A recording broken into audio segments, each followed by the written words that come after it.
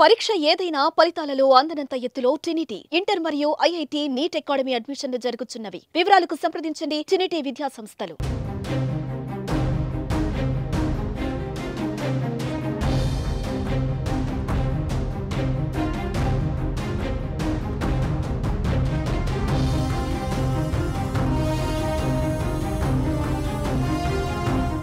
నమస్తే, welcome to Suman TV Karimnagar. నా పేరు వినయ్. ప్రస్తుతం మనము కొత్తపల్లి మున్సిపాలిటీ పరిధిలో ఉన్నాము. ఇక్కడ చూసుకోవచ్చు, మనకి కొత్తపల్లి చెరువు దగ్గర ఉన్నాము. ఇక్కడ మన సుమన్ టీవీని ఆశ్రయించారు. ఏంటంటే ఇక్కడ జరుగుతున్న విషయాలు ఏంటంటే, కొత్తపల్లి చెరువులో రోజుగా వారే డ్రైనేజీ సిస్టమ్ అనేది కొత్తపల్లి చెరువులో కలవడం వల్ల ఇక్కడ బెస్త వాళ్ళకి మరియు ఇక్కడున్న నగరవాసులకు కూడా చాలా ఇబ్బందికరంగా మారింది. ఒకసారి ప్రస్తుతం మనం చూసుకోవచ్చు.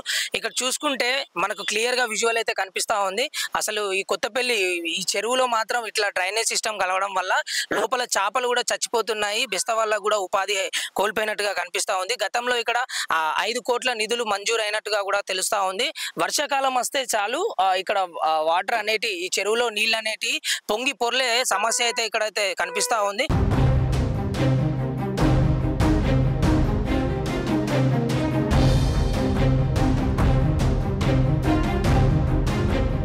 ప్రస్తుతం ఈ వేసవి కాలంలో మాత్రం ఈ పనులు చేసుకుంటే మాత్రం త్వరగా చేస్తేనే వర్షాకాలంలో నీళ్ళని నిల్వ చేయవచ్చు. లేకపోతే ఇది పొంగి పొర్లే అవకాశం కూడా ఉంది. ఒకసారి అక్కడ చూసుకోవచ్చు, మనం రండి, మీకు క్లియర్ గా చూపిస్తాను. ఇక్కడ మీరు ఇక్కడ చూసుకోవచ్చు, ఆ రోడ్డుకు ఆనుకొని ఉన్న ఈ చెరువు కట్ట దగ్గర నుంచి అయితే డైవర్షన్ తీసుకొని గత కొన్ని సంవత్సరాల నుండి ఈ డ్రైనేజ్ వాటర్ అన్ని చెరువులో కలుస్తున్నాయి. ఈ చెరువులో కలవడం వల్ల చాలా వరకు ప్రాబ్లం అవుతుంది. ఇట్లాంటి సమస్యలు కొత్తపల్లి వాసులు అయితే ఎదుర్కొంటున్నారు. మీరు ఇంకొకటి కూడా క్లియర్ గా గమనించవచ్చు, ఇది ఒక క్రాసింగ్, ఇది జగిత్యాలకు వెళ్లే క్రాసింగ్, కరీంనగర్ నుంచి జగిత్యాలకు వెళ్లే క్రాసింగ్ లో ఎటువంటి డివైడర్ లేకుండా చాలా మంది యాక్సిడెంట్ అయ్యి చెరువులో పడిపోయిన సందర్భాలు కూడా కొత్తపల్లిలో చోటు చేసుకున్నాయి. ప్రస్తుతం దీనికి జరగవలసిన డెవలప్మెంట్ కొన్ని సంవత్సరాల నుంచి జరగడం లేదు. అసలు ఈ వేసవి కాలంలోనే ఏ పనులైనా చేయొచ్చు. ఒక్కసారిగా వర్షం వచ్చినప్పుడు ఉద్రిక్తత, ఇక్కడ వాటర్ అన్ని పొంగి పొర్లుతాయి. కాబట్టి ఈ సమయంలోనే ఇక్కడ పనులు చేయాలంటే ఇప్పుడే చేయొచ్చు. కానీ ఎవరు కూడా దీని గురించి మాట్లాడడం లేదు. దాని గురించి కొత్తపల్లి వాసులు అయితే చాలా తీవ్రంగా ఆగ్రహం వ్యక్తం చేస్తున్నట్టు కనిపిస్తా ఉంది.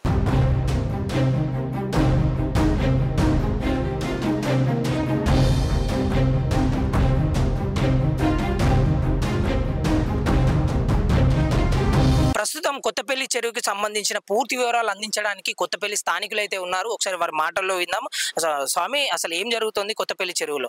ఇది యాక్చువల్గా మన గత 7-8 సంవత్సరాల కింద అప్పుడు బీఆర్ఎస్ ప్రభుత్వం ఉన్నప్పుడు మంత్రి హరీష్ రావు ఉన్నప్పుడు ఇక్కడికి విచ్చేసి ఇక్కడనే ప్రోగ్రామ్ చేసిండు.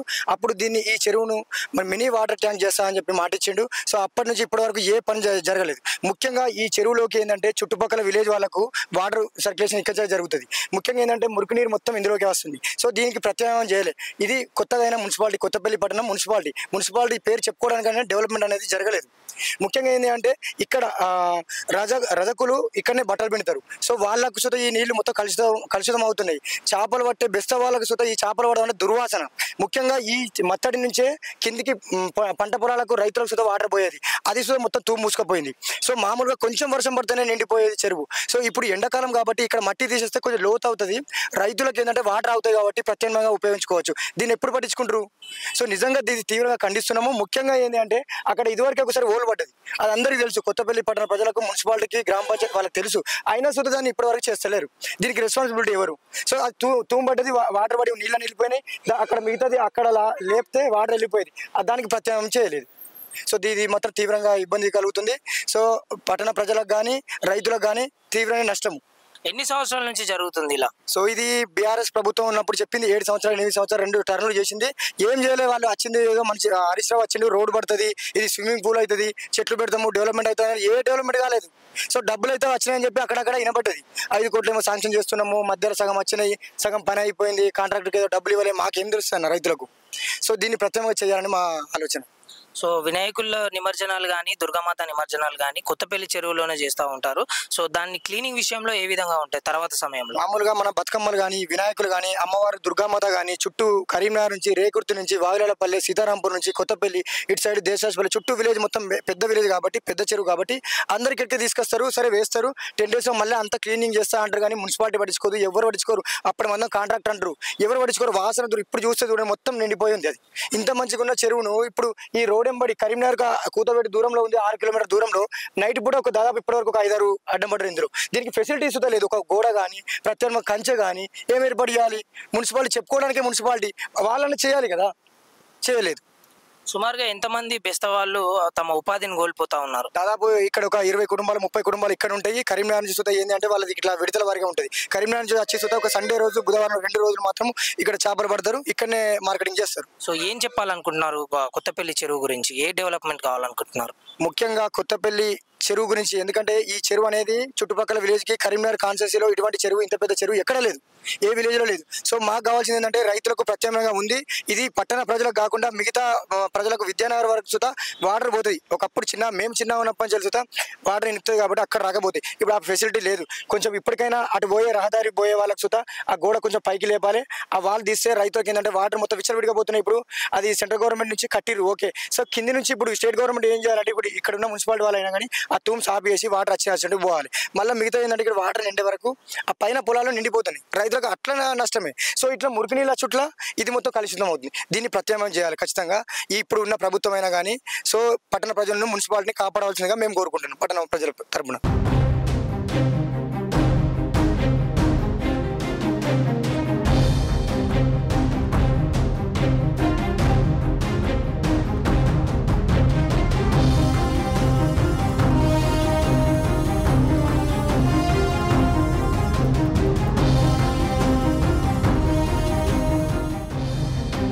కొత్తపల్లి చెరువు గురించి తెలుసుకోవడానికి ప్రస్తుతం ఇక్కడైతే మాజీ ఎంపీపీ కౌన్సిలర్ గారైతే ఇక్కడైతే ఉన్నారు, వాసాల రమేష్ గారు. వారితో మాట్లాడి తెలుసుకుందాము. కొత్తపల్లి చెరువు ఈ చుట్టుపక్కల అన్ని గ్రామాలకు ఈ ఆరేపల్లి సీతారాంపూర్ కానీ కోకరకుంట కానీ ఇక్కడ విద్యానగర్ ప్రాంతం కానీ ఈ వెల్చాలు కానీ ఇక్కడ అన్నిటికీ కూడా మరి వాటర్ బెల్ట్ ఇంక్రీజ్ కావడానికి భూగర్భ జలాలు పెంచుకోవడానికి మరి దీని కింద కూడా ఆయకట్టు దాదాపు 900 ఎకరాల ఆయకట్టు ఉండింది. ఇదంతా రైతులకి కానీ తర్వాత నీటి మట్టం పెరగడానికి కానీ ప్రజలకు ఎంతో సౌకర్యంగా ఉన్న అతిపెద్ద చెరువు ఇది వాస్తవంగా. అయితే దీన్ని మంచిగా ఇంకా పునర్నిర్మాణం చేసి అభివృద్ధి చెందేలా చేయాలనే సంకల్పంతో నేను ఎంపీగా ఉన్న కాలంలో దీన్ని అప్పటి టీఆర్ఎస్ ప్రభుత్వము మినీ ట్యాంక్ బండ్ స్కీమ్ ఒకటి పెడితే కొత్తపల్లిని ఈ మినీ ట్యాంక్ బండ్ కింద సెలెక్ట్ చేయించడం జరిగింది. అప్పుడు దాదాపు 5,60,00,000 రూపాయలతోటి దీనికి మంజూరు ఇవ్వబడింది. అప్పుడు హరీష్ రావు గారు మినిస్టర్గా ఉన్నారు. మరి వారు కానీ గంగుల కమలాకర్ గారు కానీ వచ్చి అప్పుడు టెండర్ కూడా ప్రాసెస్ కంప్లీట్ చేసేసి దీని ప్రారంభోత్సవం ఎంతో ఘనంగా చేసిండ్రు. మరి 5,06,00,000 మంజూరు అయినప్పటికీ దీనిలో టెండర్ మాత్రం 3,22,00,000కి టెండర్ పిలవడం జరిగింది. టెండర్ పిలిచిన తర్వాత ఆ కాంట్రాక్టర్ 12% లెస్ చేసి మరి వర్క్ తీసుకోవడం జరిగింది. మరి అరకొరగా పనులు చేయడము, సరి అయిన సమయంలో బిల్స్ రావడం లేదు. కాబట్టి నేను వేగంగా పనులు చేయమని మనం చెప్తే వారు ఏంటంటే సరి అయిన సమయంలో మాకు బిల్స్ రావడం లేదు, దాదాపు 2 కోట్ల పైచీలకు నేను వర్క్ చేసినాను, ఆ బిల్లు వస్తే కానీ మిగతా పని నేను కంప్లీట్ చేయలేనని ఆ బిల్లు కోసం చాలా సంవత్సరాలు తిరిగిండు. ఆయనకు బిల్లు రావడంలో జాప్యం కావడం మూలాన మిగతా పని వదిలేసిపోయిండు.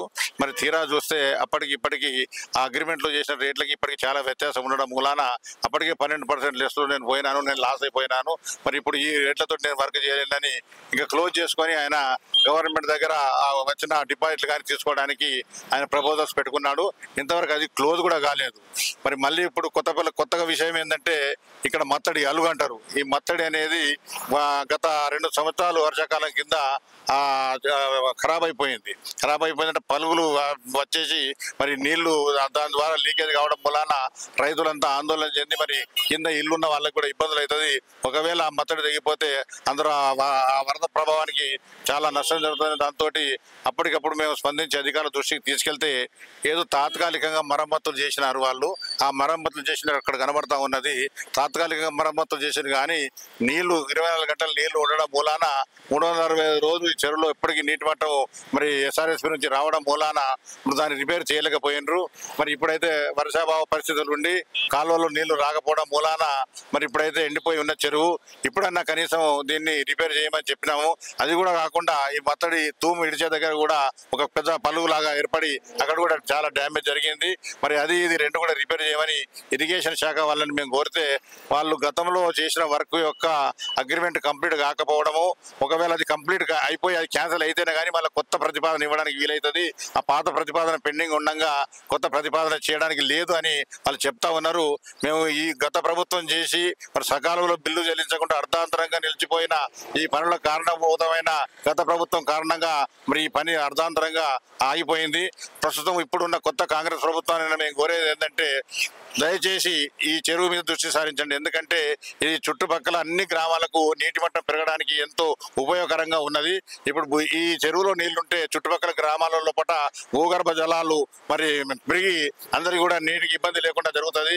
మరి ఈ వర్షాకాలంలో మరి వర్షాలు రాకపోవడం మూలాన ఈ చెరువు నిండకపోవడం మూలాన చాలా ఇబ్బందులు ఎదుర్కొంటా ఉన్నాం. కాబట్టి మరి ఈ సమయంలో మళ్ళీ ఇప్పుడు ఈ సంవత్సరం వర్షాలు అధికంగా వచ్చే అవకాశం ఉన్నదని, మాన్సూన్ బాగా ఉన్నదని చెప్తా ఉన్నారు. కాబట్టి మరి ఆ మధ్యకాలం లోపల మళ్ళీ వర్షాలు వచ్చి చెరువు నిండితే రిపేర్ చేయలేం. కాబట్టి దయచేసి ఈ ప్రభుత్వాన్ని ప్రత్యేకంగా దృష్టి సారించి మరి గత ప్రభుత్వం ద్వారా మరి రద్దు చేసుకోవాలని అగ్రిమెంట్ ఏ కాంట్రాక్టర్ అయితే ఇచ్చిండో దాన్ని సత్వరమే కంప్లీట్ చేసి కొత్త ప్రతిపాదన తీసుకోండి. లేకుంటే దీనికి ప్రత్యేకంగా ఈ వర్షాకాలం లోపల ఇమ్మీడియట్ గా మరి సత్వరమే మరి పనులు చేపట్టే విధంగా ప్రత్యేకమైన బడ్జెట్ అన్న కేటాయించి ఈ మత్తడిని కానీ ఈ చెరువును కానీ కాపాడాలి. వాళ్ళ ముఖ్యంగా ఏంటంటే ఈ చెరువులో బతుకమ్మ పండుగ అప్పుడు కానీ వినాయక చవితి పండుగ అప్పుడు కానీ కరీంనగర్ సిటీ వాళ్ళందరూ వచ్చి కూడా ఇక్కడ బతుకమ్మలు వేస్తూ ఉన్నారు, వినాయకుని విగ్రహాలు వేస్తూ ఉన్నారు.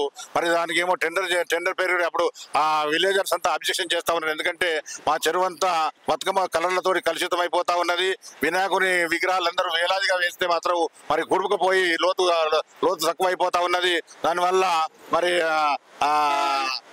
కంటామినేషన్ కూడా అవుతా ఉన్నది, పర్యావరణ సమస్యలు కూడా వస్తూ ఉన్నాయి. కాబట్టి దయచేసి అవి వెంటనే తీసేయమంటే మరి కలెక్టర్ గారు కానీ అప్పుడు విజిటింగ్ వచ్చిన మంత్రులు ఎమ్మెల్యేలు కూడా మేము ఈ కార్యక్రమం బతుకమ్మ కార్యక్రమం అయిపోగానే ఈ వినాయక చవితి కార్యక్రమం నిమజ్జనం అయిపోగానే ఇమీడియట్ గా మేము టెండర్ పెట్టి తీసేస్తామని ప్రతి సంవత్సరం చెప్తా ఉన్నారు. కానీ ఇంతవరకు ఒకసారి కూడా టెండర్ పెట్టిన దాఖలా లేదు, ఒకసారి కూడా తీసేసి లేదు.